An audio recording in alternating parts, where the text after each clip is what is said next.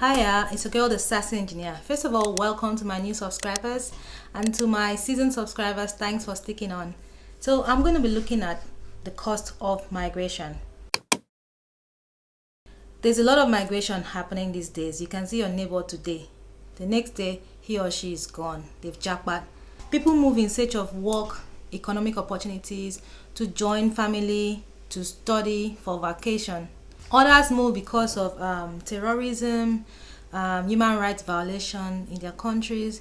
Still, some people move because of natural disaster and other environmental problems that happen in their countries.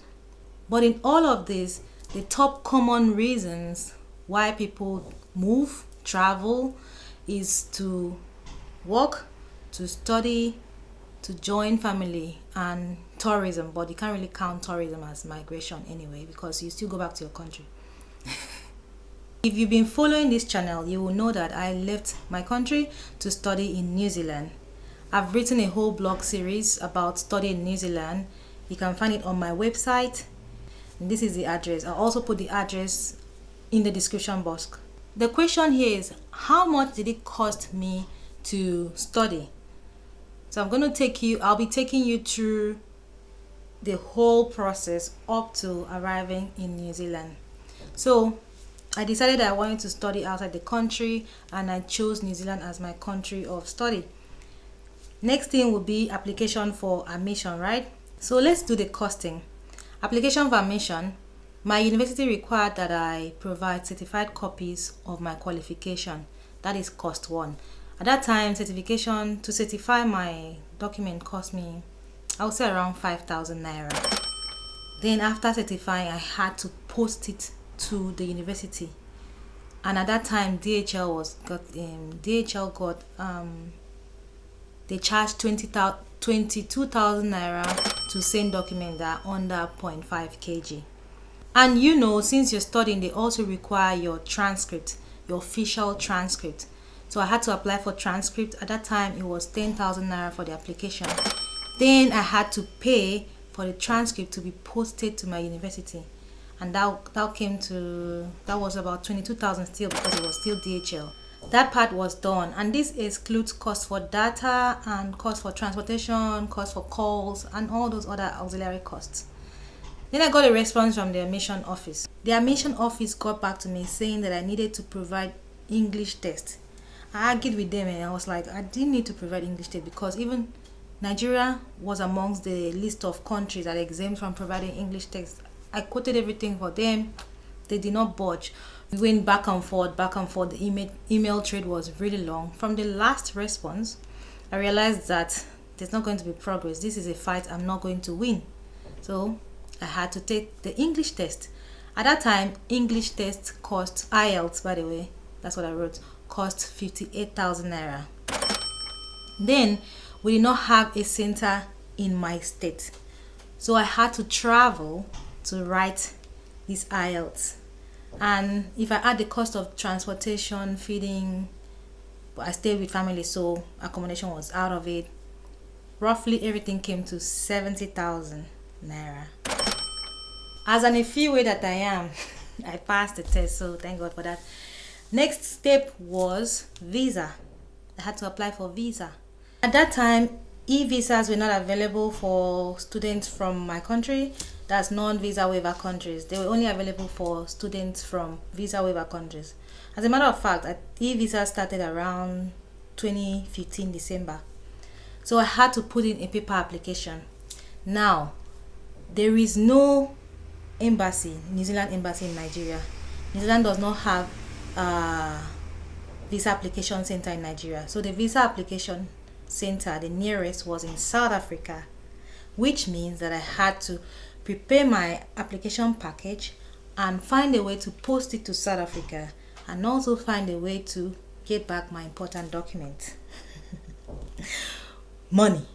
I needed a passport photograph. At that time, that was 1,000 naira. I also needed a passport, but I had a passport. So if you don't have a passport, you know that you have to factor in the cost of your international passport. Then I needed to photocopy my documents. I also needed to post my application to South Africa and find a way, arrange for it to be securely brought back to me, because it's passport we are talking about. Posting was 15,000 naira roughly, to and fro, arranging for electronic label and courier to bring services to bring it back. Everything was around 30,000 naira. I used UPS. Then you had the visa application fee itself, approximately 150,000 naira at that time. I did it twice, so that is 300,000 naira. At that time, or in that year, the FX law were crazy. It was a time that, I don't know, Nigeria was just confused what to do. Today they will say you can pay with your card, tomorrow they will say you cannot pay with your card. The whole buha about the whole thing was too dramatic.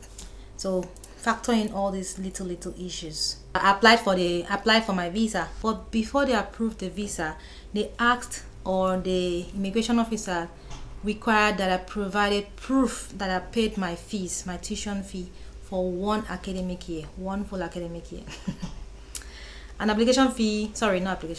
My tuition fee was 8,000 naira, $8,000 round figure. And at that time the exchange rate was still fair. The only issue, like I said, was the whole foreign exchange policy. You cannot pay with your card and all that, so I had to arrange for a form A and do all those bank issues. Anyway, let's not get into that. But at the exchange rate that was given by the bank, it was roughly 1.5 to 2 million naira for the full year. Mind you, you have to provide evidence that you have money of 15,000 naira. Sorry, I keep saying naira. You have $15,000 for a year, and you also have $1,500 for transport. So everything $16,500 for transport. Don't ask me how I did it, but I did it legally, by the way. So visa approved, time to travel. Before I traveled, I needed to have where to stay when I get to New Zealand, and I didn't really know much about New Zealand like I do now, and like is available now, and also like I am providing now. There wasn't much information about New Zealand. I tried to reach a few people, but many of them did not get back to me, and I can understand, because everyone is busy, and plus time difference, so don't judge them. So I had to arrange accommodation, and the easiest for me was uni accommodation. I didn't trust all those other accommodations, but now that I'm in the country, I think I probably would have gone for those ones. But anyway, let's not get into that. That's a story for a different video. I applied for uni accommodation. It required $100 deposit fee, application fee, administration fee. That's what it was called. $100 administration fee, non-refundable. And the accommodation itself cost $338 per week, the one that I wanted. Actually, they did not give me the one that I wanted. The one I wanted cost $250, but that one wasn't available, so they recommended this one, and I needed somewhere to stay. So that means $338 per week, and I had to pay for 2 weeks, so everything came to around six. Do the math anyway. That's how much I spent for accommodation. The initial cost of accommodation before actually leaving the country. Next was the flight. It was very difficult for me to find flights. Some of you who are coming to New Zealand, you know how it is. It's better now. It was very difficult then. But thankfully, my auntie knew an agent who got a fair deal for me at that time. It cost round figure, $690,000. 690,000 naira. One-way ticket. Yeah. I wasn't staying in Lagos, so I had to travel from where I was staying to Lagos. And at that time, I think flight ticket was around like 23,000 naira, something like that. So, but just a round figure, 25,000 naira. So, extra 25,000 naira for travel. I stayed with family, so we can take away the cost of accommodation and feeding. But that's a cost you should add if you don't have anyone in the city that you're traveling out of the country from. Let's not add the cost of food, the food items I carried, the running around, the calls, those domestic travel that you're doing from market to all that. all in the name of traveling abroad. That is not included. But if you want to have a very detailed cost, you have to include that. Traveled from Nigeria to New Zealand. I had arranged for uni to pick me up from the airport. If you didn't know that, if it's your first time coming, your university can pick you up from the airport. I made that arrangement. They took me to the accommodation. So cost of traveling from the airport to my accommodation was taken care of. But you should include that.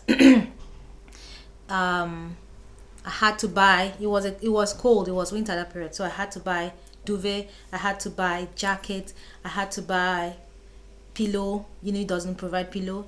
I had to buy bed sheets, extra bed sheets.